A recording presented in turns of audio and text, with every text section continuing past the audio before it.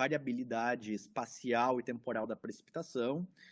Nas últimas aulas, a gente entendeu quais são os mecanismos que formam precipitação e a gente entendeu também os mecanismos que permitem medir e estimar a precipitação, né? Então, hoje, a gente vai entender como a chuva, né, ela varia espacial e temporalmente, tá? Considerando diferentes tipos de precipitações, certo? Então, entender isso é muito importante, tá? Tanto a questão da variabilidade no espaço, quanto na variabilidade do tempo. Então, eu botei 2 exemplos aqui, né, que mostram um pouquinho de efeitos, digamos assim, negativos que a falta ou a variação da precipitação ela pode causar. Então, por exemplo, é muito comum acontecer aqui no estado do Rio Grande do Sul, períodos de 2 meses, 3 meses, às vezes até 4 meses sem chuva, né? E quando isso coincide, por exemplo, com culturas agrícolas, por exemplo, enquanto a agricultura, a planta está crescendo, ela está se desenvolvendo, as sementes estão se desenvolvendo, se faltar água, por exemplo, de chuva, isso pode causar um grande problema, né, em termos de produção agrícola. Isso é o que aconteceu, por exemplo, esse ano. Eu não sei se vocês acompanharam, mas o Rio Grande do Sul teve uma seca muito, muito forte, né? Ficaram basicamente 5 meses, acho que desde novembro até maio, chovendo muito pouco em todo o estado. Então, isso gerou uma quebra na produtividade agrícola muito grande. Então, esse é um efeito. Por exemplo, choveu muito pouco, variou, né, temporalmente, então houve uma variação em espaço, porque basicamente todo o estado foi afetado. Isso causou um problema de quebra na produtividade agrícola. Isso poderia causar um problema também, ou pode causar, né, na questão do abastecimento. Então, por exemplo, se os reservatórios eles são projetados para armazenar água, por exemplo, garantir abastecimento para 1 mês, ou 2 meses, por exemplo, então faltando 4, 5 meses, isso pode causar um problema muito grave. Então imaginem uma cidade, né, do tipo São Paulo, que tem 10 milhões de habitantes ou mais, ficar sem água por um longo período. Então eu não sei se vocês lembram, mas isso aconteceu em 2015, né, 2014 para 2015, quando a cidade passou por vários meses, né, digamos assim, de secas, depois do período seco. Então, isso agravou muito a falta d'água e acabou causando uma situação extremamente complicada, né? Então, por exemplo, é muito importante do ponto de vista de agricultura, de abastecimento, né, de disponibilidade hídrica, ter um conhecimento de como isso pode variar espacial e temporalmente, né? E pode trazer outros tipos de problemas também, né, que são muito comuns atualmente, né? Por exemplo, inundações urbanas. Então, quer dizer, choveu demais num curto intervalo de tempo e toda uma região ela foi inundada, então isso causa muitos transtornos, por exemplo, como é muito comum, né, de deslocamentos, né, de comutação, deslocamentos pela cidade, e então causa inúmeros problemas. Bom, ainda mais se a gente tem, por exemplo, projeções, né, de mudanças climáticas, de variabilidade climática que indicam, né, que as chuvas vão ficar mais intensas, então isso significa mais chuva em menos tempo. Isso pode dizer que a infraestrutura, digamos assim, de drenagem das cidades, ela pode estar obsoleta. Então tem que se pensar, por exemplo, em como adaptar as novas cidades, ou as novas estruturas das cidades para situações, né, que podem vir a ocorrer no futuro, né? Então é muito importante ter essa ideia de compreensão temporal e espacial da variabilidade da precipitação, certo? Então, a primeira coisa, né, que a gente deve fazer para entender a precipitação de um determinado local, seja ele, né, uma região, né, que a gente vai trabalhar na projeção, num projeto de um reservatório ou em drenagem urbana, é entender, né, qual é o comportamento de longas séries temporais, quais são os valores médios. Então, se tem período seco, se tem período úmido, né, quanto chove no período úmido, quanto chove no período seco. Então, normalmente, isso se faz através da análise das normais climatológicas, né? E depois dessas normais climatológicas, a gente pode olhar, por exemplo, para tendências ou anomalias, ou seja, quanto chove a mais ou a menos e qual é essa, digamos assim, tendência, qual é essa variabilidade ao longo da normal. Então, a gente pode ter, por exemplo, assim, em alguns locais, né, a variabilidade em torno da média, ela pode ser alta, ela pode ser baixa. Então isso quer dizer o quê? Que pode chover muito e pode ficar muito tempo sem chover também. Em outros locais, essa variação ela pode ser menor, né? Então, a gente pode olhar como varia em relação à média, né? Então, qual seria, digamos assim, a variância da chuva ao longo dessa média, tá? Ou comparado com essa média, né? E outras questões que devem ser analisadas é o que a gente chama de assinatura da precipitação, né? Então, dado que uma determinada cidade, uma determinada região, ela tem um sistema de precipitação e vocês já compreenderam ele, né, através da normal ou através da variância dessa chuva, né, qual é a característica de um evento específico. Então, isso pode ser entendido em relação à intensidade, duração e frequência, né? Quanto chove, né? Por exemplo, a gente olha, digamos assim, numa normal climatológica, quanto chove no mês, né? Digamos assim, aqui em Porto Alegre, possivelmente, em média, 150 milímetros, né? Por mês e de uma forma bem homogênea ao longo do ano. Bom, a gente tem 150 milímetros por mês, mas quanto chove em cada um dos eventos? Isso também é importante, né? Se chove muito num único evento e depois ficam 20 dias, né? Fica 20 dias sem chover ou ela vai sendo bem distribuída. Então, a gente diz que isso é a assinatura da precipitação, né? Ou de quantas vezes, em quanto tempo essa chuva se repete. Então, se vocês observaram, por exemplo, as chuvas aqui em Porto Alegre, normalmente a gente percebe que elas são bem regulares, né? Então, quer dizer, a chuva ela acaba tendo um padrão de repetição a cada 7, 10 dias, né? Então, quer dizer, muitas vezes é comum chegar numa situação assim que chove somente no final de semana, né? Então, quer dizer, todo final de semana chove. Por quê? Porque isso está relacionado com o sistema de precipitação que está atuando na nossa região, aqui na região de Porto Alegre.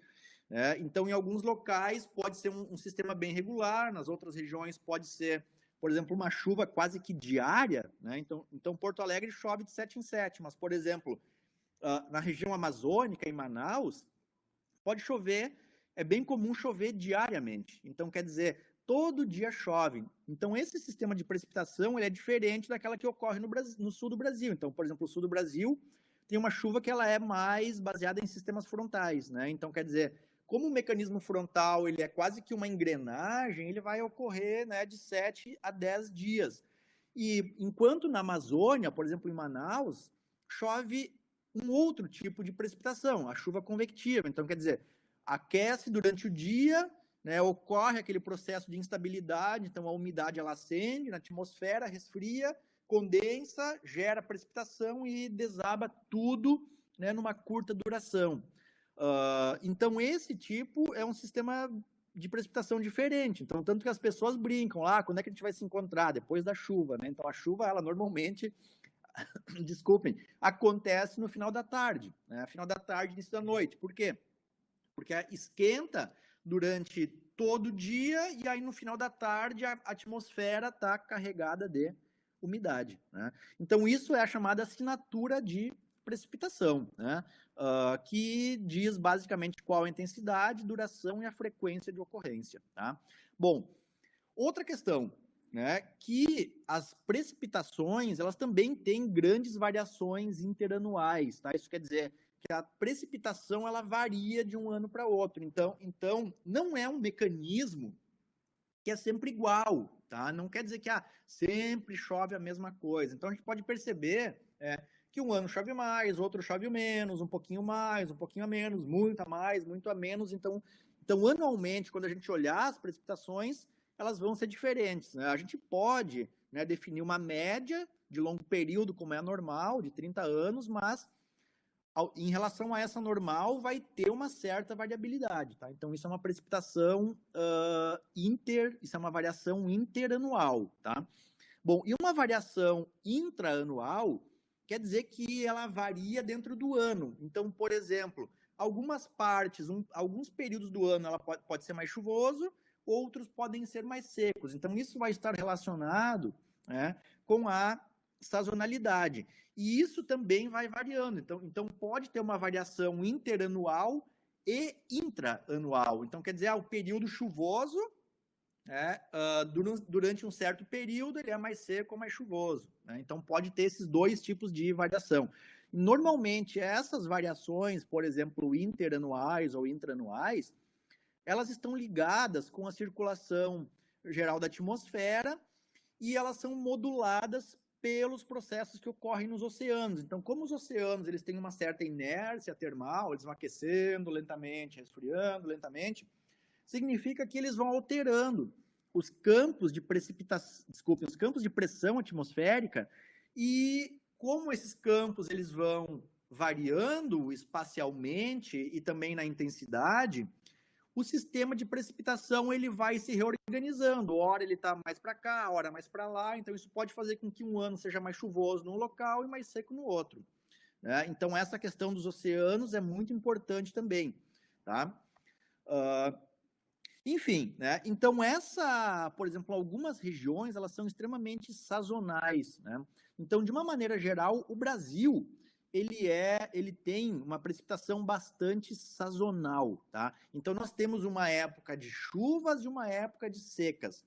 O que modula isso? Basicamente, a circulação atmosférica, que a gente vai ver na próxima aula. Então, a forma como a circulação atmosférica está organizada indica que vai chover, né, durante 6 meses, durante 5 meses, durante 4 meses, e o restante do período vai ser seco. Né? Então, isso está conectado com a circulação atmosférica, tá?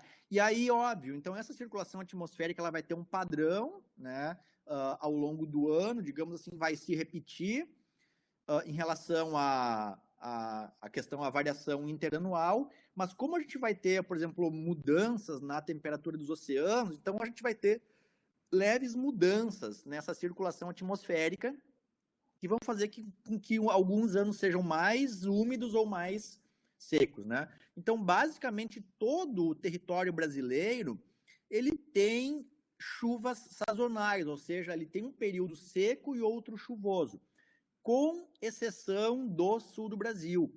Então, no sul do Brasil, nós temos uma baixa sazonalidade, tá? Então, por exemplo, Porto Alegre não, Rio Grande do Sul, Santa Catarina e até Paraná, são estados que têm baixa sazonalidade em termos de precipitação.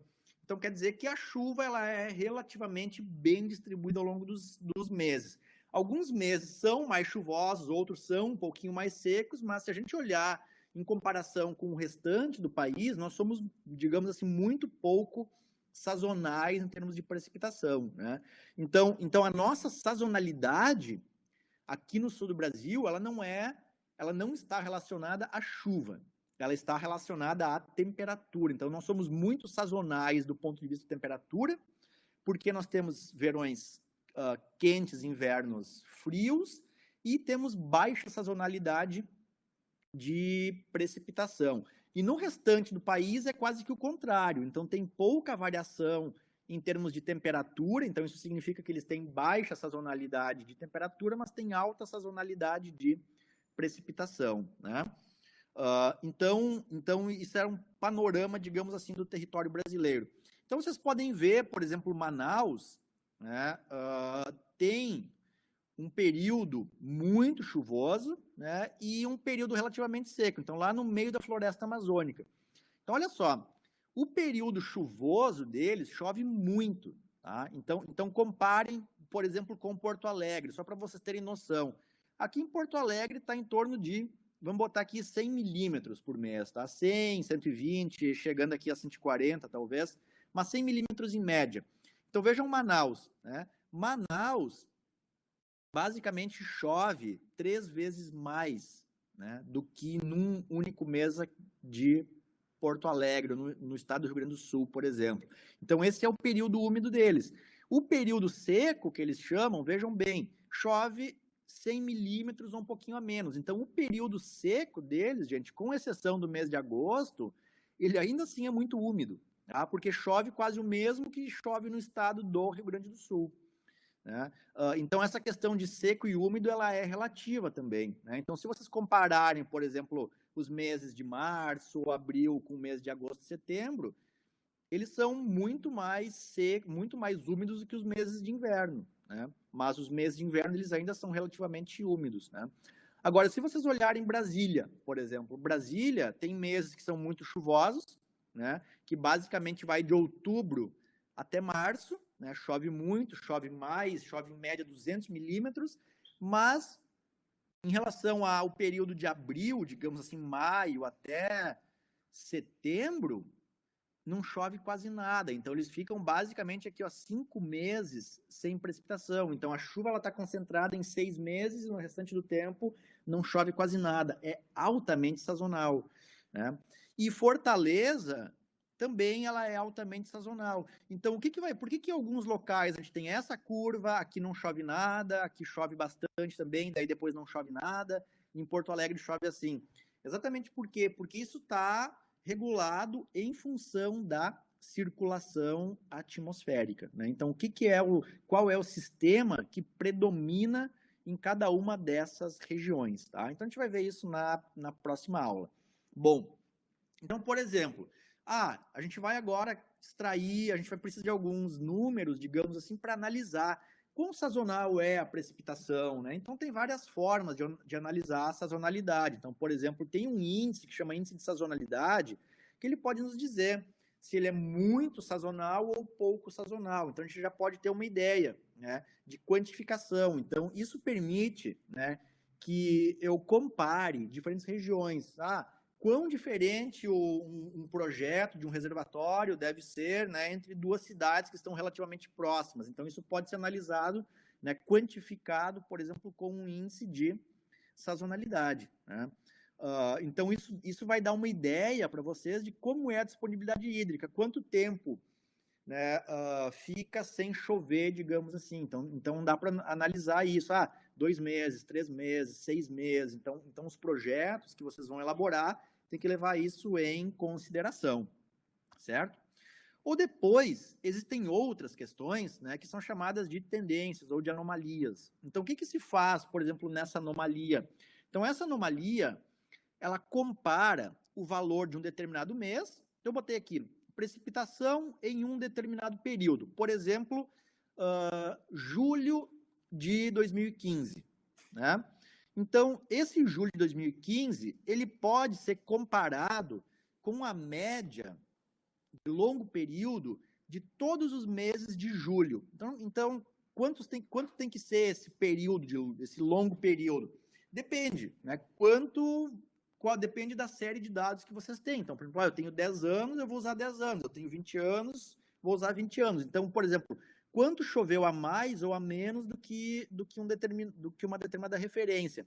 Então, normalmente, quando ocorre a previsão do tempo, por exemplo, quando aparece na RBS, ou na Globo, ou na televisão, né, a previsão do tempo, normalmente eles falam em anomalias.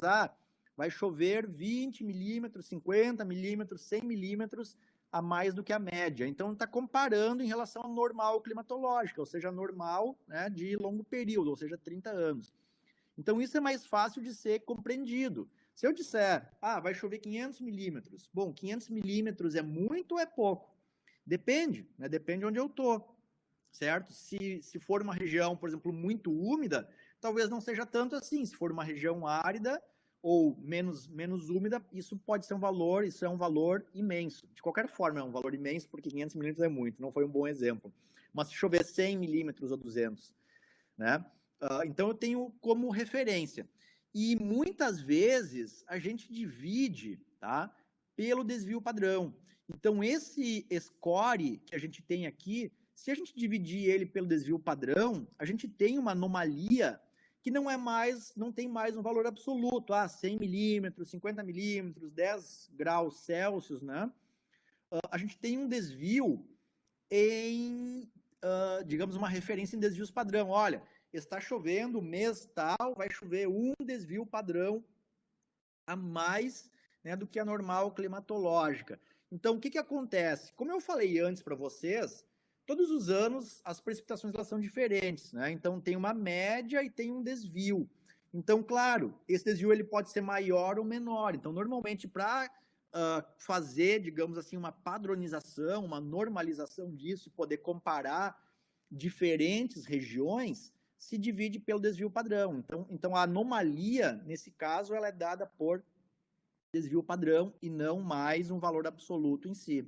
Então, eu peguei um exemplo aqui, tá, de 2000 a 2011, de chuva que foi estimada por um sistema sensor, por satélites, e a gente consegue ver, por exemplo, quais são as áreas mais úmidas e quais são as áreas mais secas. Então, vocês podem perceber que a região norte do estado, né, o azul aqui não dá para ver muito bem, mas significa que chove mais.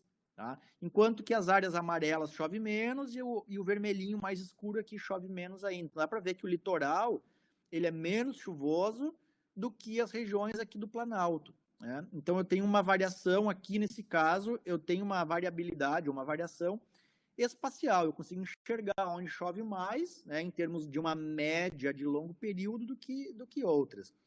E se eu quero analisar isso no tempo, gente, a gente pode analisar isso, né, do ponto de vista de séries temporais. Então, por exemplo, essa linha azul, ela representa a precipitação média mensal, né, desse período de 2000 até 2011. E a linha preta, ela está me mostrando uma média móvel de 6 meses. Então, quando eu faço uma média móvel de 6 meses, ou eu posso fazer de 3 meses, eu acabo suavizando esses picos e consigo enxergar qual é uma tendência aqui de aumento ou redução. Então, por exemplo, eu consigo ver aqui, olha, que esse período aqui de 2004 até 2007, basicamente, ele ficou abaixo da média. Então, de uma maneira geral, numa média de longo período, ele acabou ficando bem abaixo, né, da média. E aí depois, em alguns meses aqui, por exemplo, 2010, ficou relativamente acima, né, da mesma forma que esse ponto aqui. Então, quando a gente faz uma análise de média móvel, por exemplo, a gente consegue eliminar um pouco esses picos de muita precipitação ou pouca precipitação e enxergar um pouco de tendência nessas informações.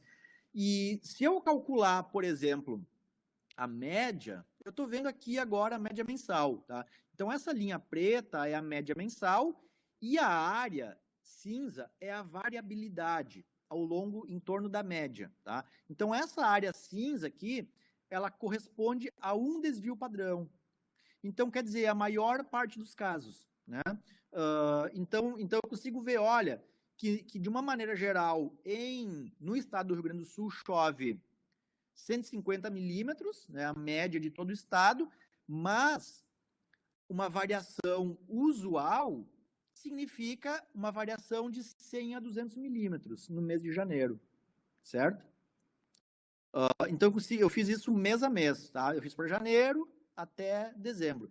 E depois, se eu plotar, por exemplo, agora a série temporal, então eu vou pegar esse gráfico aqui e descontar a média e dividir pelo desvio de cada um dos meses. Então, eu tenho aqui as anomalias mensais. Então, essa anomalia é uma anomalia de desvio padrão. Então, eu consigo enxergar, por exemplo, quando os dados estão entre 1 e menos 1, significa que eles estão caindo dentro dessa área cinza aqui. Agora, quando eles passam um desvio padrão, né, quer dizer que é um evento bastante, digamos assim, já relativamente raro, né?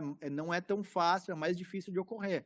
Então eu consigo enxergar, por exemplo, períodos que são mais úmidos, como esse período aqui. Então, a gente está enxergando aqui que ele ficou um bom tempo acima da média, né? E em vários dos casos, além da variabilidade usual, e enquanto que a partir desse período aqui a gente pode perceber que houve um período que choveu bem menos, né? E de uma forma acumulada. Então vocês podem olhar assim, mas choveu sempre, a maior parte dos casos caiu até menos 1 desvio padrão. O menos 1 é usual. Sim, é usual. Mas quando a gente acumula, por exemplo, vários valores de menos 1 até menos 1 ao longo de 3 anos, por exemplo, isso significa que ficaram muitos meses, né? Muitos meses sem precipitação. Tá? Então, isso significa que é um período, né, que não foi não teve um evento seco, mas foram vários meses secos, né, de forma consecutiva. Então, vamos lá. Então, olha só, as assinaturas, né? Então, vamos falar um pouquinho de assinatura. Então, essa assinatura depende do tipo de precipitação, né? Então, por exemplo, a assinatura de uma chuva convectiva, ela qual é? É basicamente uma chuva de grande intensidade e curta duração. Por quê? Porque imagine um dia bonito, né? Relativamente quente, incidência de radiação solar, então a gente vai ter evaporação de água, formação de um processo de convecção.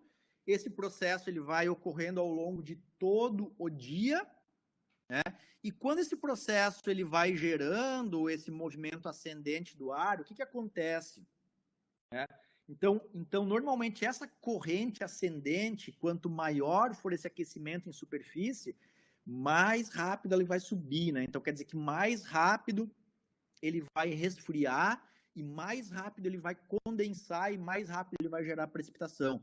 Então, isso significa que, normalmente, quando esse processo ele é muito intenso, ele é muito rápido, as chuvas, elas são muito fortes, né? Porque imaginem um resfriamento muito rápido da umidade, subindo até vários quilômetros, significa que tem uma grande liberação de calor latente, né? E, consequentemente, uma liberação muito grande de água. Então, isso faz com que a gente tenha grandes intensidades em curtos períodos de tempo. Então, é aquela famosa chuva de verão, tá? Pancada de final de tarde ou início de noite. Então, é justamente esse processo que ocorre. Aí, o que acontece? Acumulou durante todo o dia, foi fortalecendo, no final da tarde ficou muito forte, resfria muito, libera a pancada e logo em seguida parou. Né? Então, essa é a assinatura de uma chuva convectiva. Então, normalmente, chove aí 1 hora, 2 horas e pá, finalizou. O tempo abre novamente. Né? E essa chuva, normalmente, ela tem uma pequena abrangência espacial. Então, quer dizer, ela tem uma pequena localização. Né? Então, quer dizer, são poucos quilômetros. Então, por exemplo, pode estar chovendo na zona sul de Porto Alegre, mas na zona norte não está chovendo. Então, isso é bem típico de um sistema convectivo de precipitação, tá? Agora, uma chuva... aqui só tem um exemplo, tá? Então, aqui, esse exemplo aqui eu já mostrei para vocês, né? Então, vocês estão vendo a chuva aqui, né? Então, tem uma nuvem convectiva, aconteceu esse processo de aquecimento, ascensão, condensação e pá, final da tarde, né? Então, aqui tem uns exemplos de nuvens convectivas, vocês podem ver que é bem localizado, né? Então, a área de abrangência é relativamente pequeno, né? Agora, uma chuva, por exemplo, frontal, tá? Isso aqui é bem importante, também é muito legal, o exemplo que eu estou trazendo para vocês. Uma chuva frontal, ela é uma chuva diferente, tá? A assinatura dela é diferente, porque, primeiro, que a gente tem que entender como é que funciona uma chuva frontal. Então, eu tenho uma grande massa de ar, né? Então, essa massa de ar, ela pode ocupar milhares de quilômetros quadrados, então é bem normal ela ocupar uma área relativamente grande. E por exemplo, esse sistema frontal que a gente tem aqui no sul do Brasil, que é um sistema de frentes frias, ele é ocasionado em função do avanço, da movimentação de uma massa de ar frio. Então, uma massa de ar frio, ele vai se deslocando, né, ele sai lá da Antártica, passa por todo o sul da América do Sul, avança pela Argentina, passa pelo Uruguai e avança em direção ao litoral brasileiro. Então, por isso que é comum a gente ouvir, uma massa de ar se desloca sobre a Argentina, sobre o Uruguai, e logo vai entrar no estado do Rio Grande do Sul, porque essa é a trajetória comum dela, tá? E quando essa massa de ar frio avança, o que acontece? O ar frio ele é muito denso, tá? Ele é um ar seco, ele carrega muito pouca umidade, então ele é muito pesado e ele se desloca próximo à superfície. Então, quando a gente tem, por exemplo, um ar mais frio se deslocando do que aquele ar que está na frente, né, na vanguarda desse sistema frontal, o que acontece?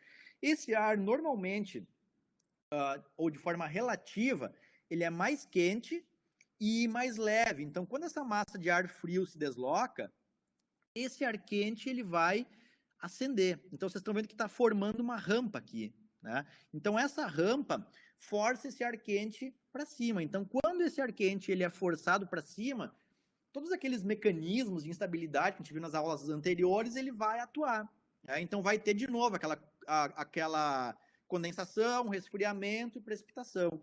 Tá? Só que como esse processo ele é um processo forçado e ele vai ocorrendo de forma muito, não é lento, né, mas de uma forma relativamente lenta, esse processo ele é um processo contínuo, tá? Então ele ocorre durante o dia, durante a manhã, durante a tarde, durante a noite, conforme essa frente vai avançando.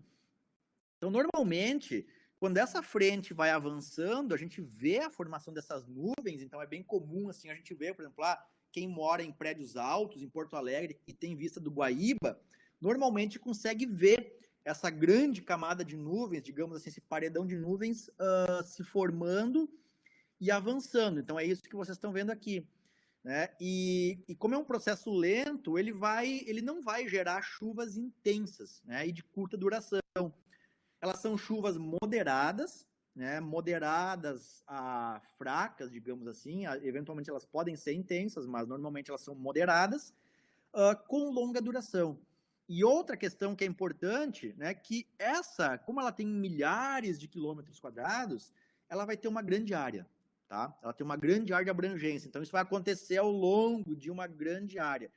Então, esse sistema aqui, a gente chama de sistema pré-frontal, tá? Então, quer dizer, é a condição que está ocorrendo antes da chegada da frente fria. Então, normalmente, ar quente, quando ela vai se aproximando, o que a gente começa a ver?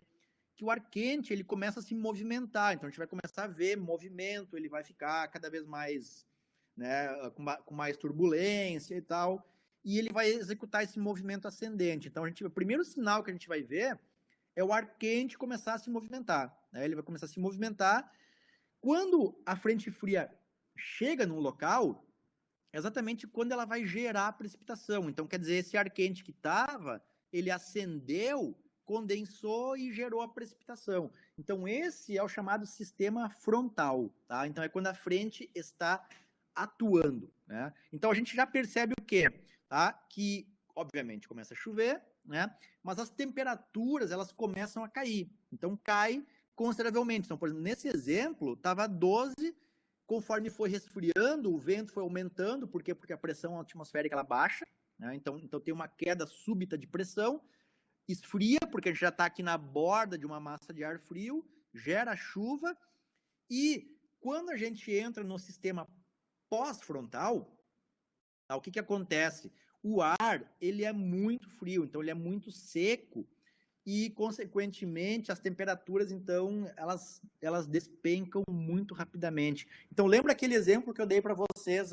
Era um dia que era relativamente úmido, no dia seguinte caiu muito a temperatura e formou todos aqueles processos de gelo que a gente viu na última aula, né?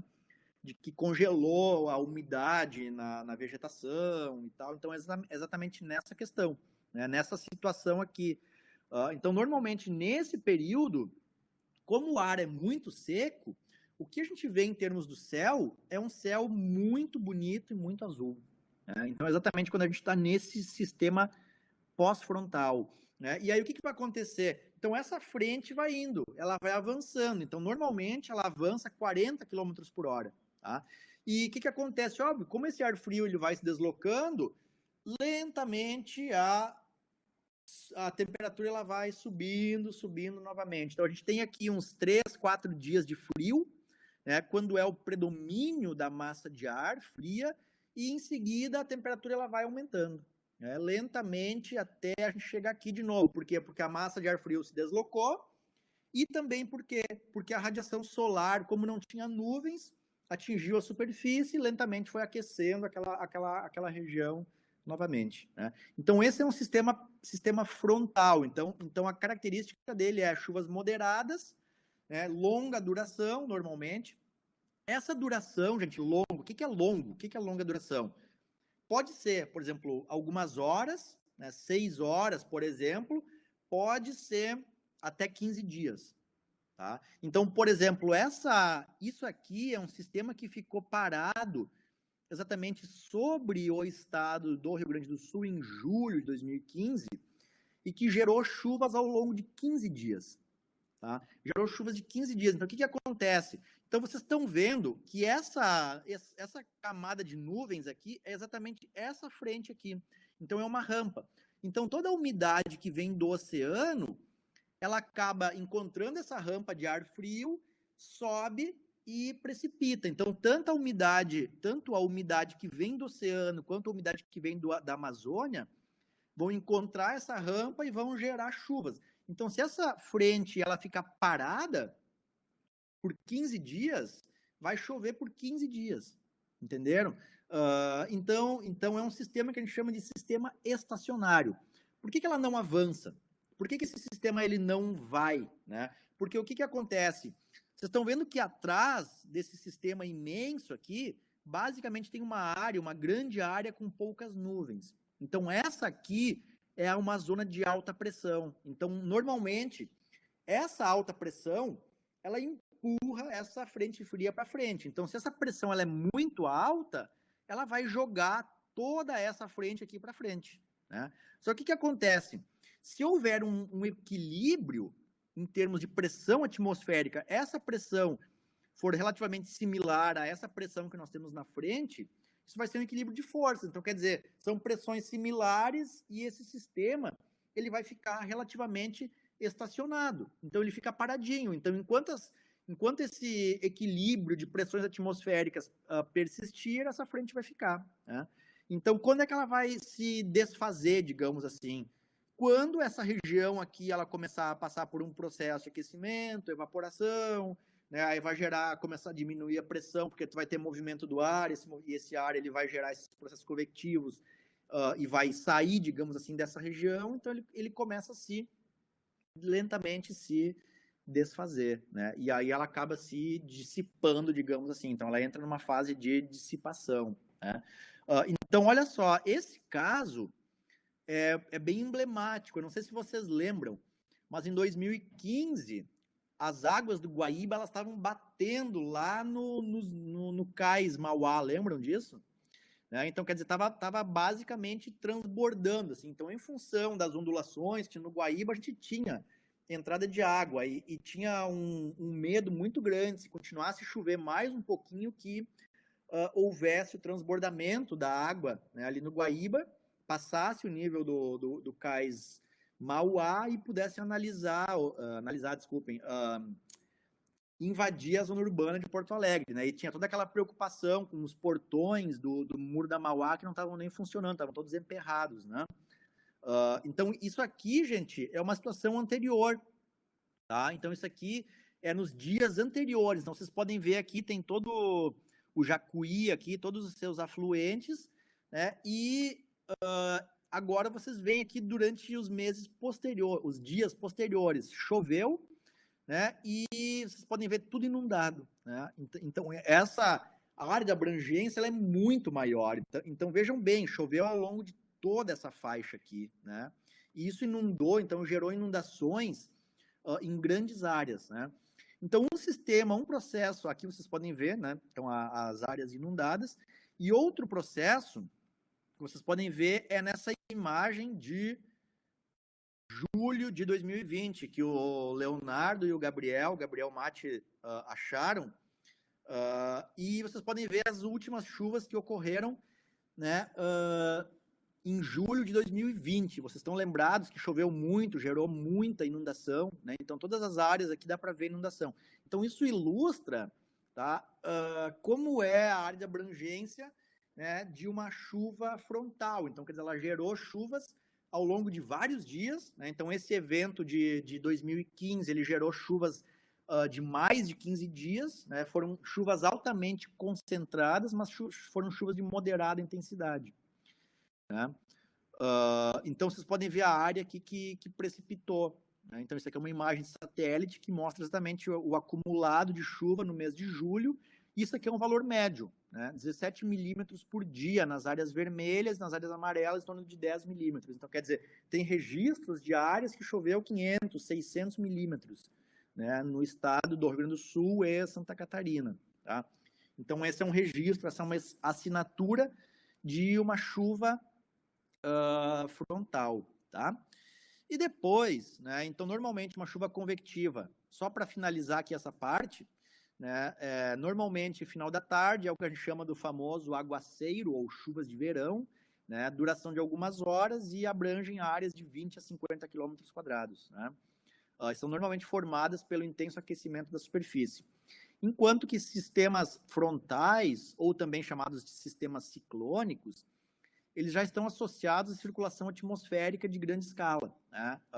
Então, quer dizer, baixa pressão atmosférica, geram essas grandes áreas de baixa pressão, e essa chuva, então, ela vai ser moderada e intensa, né? Normalmente de 6 a 12 horas, mas ela pode se estender até 20, até 30 dias, né, de duração e atingir milhares de quilômetros quadrados, tá? Então, é basicamente isso. E uma outra questão, né, que é um pouco, digamos assim, irrelevante, mas nem tanto, são as chuvas orográficas, né? Então, normalmente, a chuva orográfica é quando a gente encontra uma barreira montanhosa, ela lentamente vem, ela vai ascendendo e vai gerando precipitação. Então, ela pode ter uma baixa intensidade, mas ela pode ter média a longa duração, né? Porque se a umidade vem do oceano, por exemplo, encontra uma montanha, condensa, precipita, então isso pode durar bastante tempo. Em termos de abrangência espacial, ela é pequena. Então, vocês poderiam dizer assim, ela é irrelevante, né? Não, ela não é irrelevante. Por quê? Porque esse tipo de chuva, ele normalmente ocorre no mesmo lugar. Então, não sei se vocês lembram, né, tem vários exemplos de deslizamentos que ocorrem e são extremamente problemáticos, eles causam danos sociais, econômicos imensos. Então, normalmente esses deslizamentos que ocorrem em áreas montanhosas estão associados a chuvas orográficas, né? Por exemplo, áreas muito comuns de acontecer, tá? Litoral de São Paulo, litoral do Rio de Janeiro, né? Então, teve um, inclusive, que aconteceu no dia 31 de dezembro, no dia 1º de janeiro, não sei se foi no final ou no início do ano, mas foi um desses dias e causou milhares de mortes no litoral. Então, estava todo mundo comemorando a virada de ano e foi surpreendido por um deslizamento que matou milhares de pessoas e causou muita destruição, né? Então, tem vários exemplos desses e eles são pequenos em termos de abrangência espacial, mas quando os danos ocorrem, eles são extremamente problemáticos, né? Bom, então depois, assim, a gente pode, né, fazer algumas relações entre intensidade e duração, né? Então, quer dizer, normalmente, tá, a relação que existe é uma relação não linear e inversa entre intensidade e duração. Então, quer dizer, quando os eventos são muito intensos, a tendência é que eles sejam curtos, né? Então, muito intensos, eles são curtos. E quando eles são, digamos assim, moderados, aí eles são mais longos em termos temporais, tá? Bom, então existem curvas, por exemplo, né, chamadas curvas ID, então é intensidade, duração, ou intensidade, duração, frequência, que é chamada curva IDF. Então, uma curva ID ou curva IDF. Então, essas curvas, elas relacionam, tá, intensidade, duração e frequência dos eventos. Então, aqui tem um exemplo, né? Então esse aqui, né, tem uma curva aqui com, né, tempos de retorno ou tempos de recorrência diferentes. Então, vamos pegar aqui um tempo de retorno, ou seja, uma chuva que se repete a cada 2 anos, por exemplo, né? Então, a gente pode ver aqui, olha só, essa curva, isso é para Porto Alegre, tá?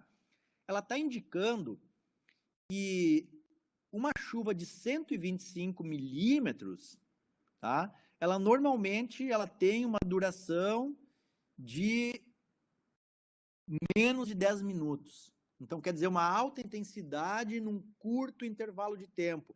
E se a gente olhar essa mesma chuva, por exemplo, se ela durar mais tempo, se a gente pegar aqui 100 minutos, a intensidade dela cai para 25 milímetros. Então, essa curva aqui é uma curva que relaciona intensidade e duração. Então, quanto, digamos assim, mais intensos são os eventos, menores são as suas durações, né? Isso é válido, né, para eventos de precipitação que se repetem com diferentes intervalos de tempo, né? Então, por exemplo, uma chuva que se repete a cada 100 anos, quer dizer, então eu tenho aqui 250 milímetros a cada 10 minutos. Então, quer dizer, isso pode ser esperado em uma vez a cada 100 anos, 250 milímetros a cada 10 minutos. E numa duração, por exemplo, de 100 minutos, seria algo em torno de 50 milímetros por hora de intensidade. Tá? Então, isso permite que a gente analise qual é, né, a característica, qual é a assinatura espectral de cada sistema de precipitação. Assinatura de precipitação, tá? Não assinatura espectral, desculpem, gente. Então, tem essa relação, né? Então, tem aqui a forma de quantificar isso.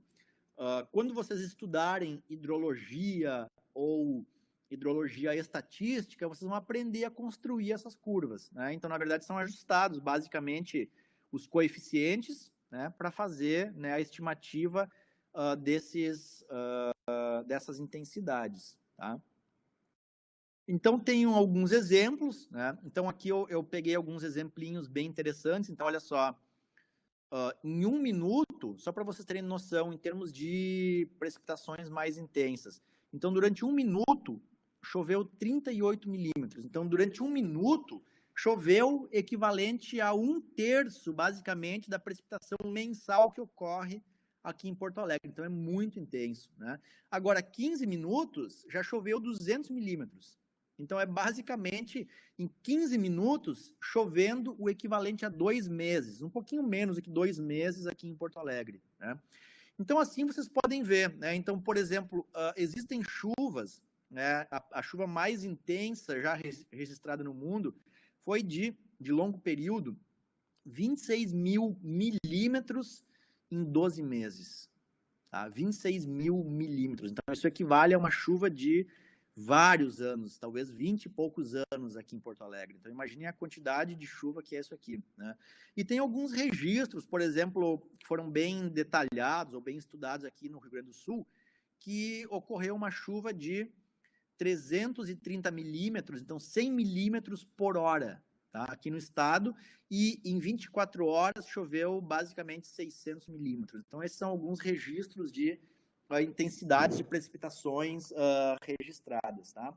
Então, tem aqui alguns exemplos também de sistemas de intensidade e duração. Então, normalmente, a gente pode perceber o seguinte, que chuvas frontais, esse aqui é um exemplo de chuva frontal,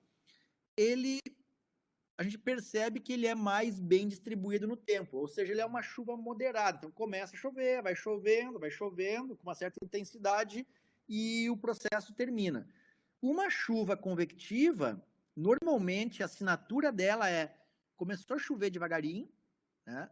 Então começou a chuva, a gente vê aquelas chuvinhas leves caindo, e de repente, pá, despenca tudo, né, num curto intervalo de tempo, e depois ela vai, levemente, ela vai terminando de novo, né?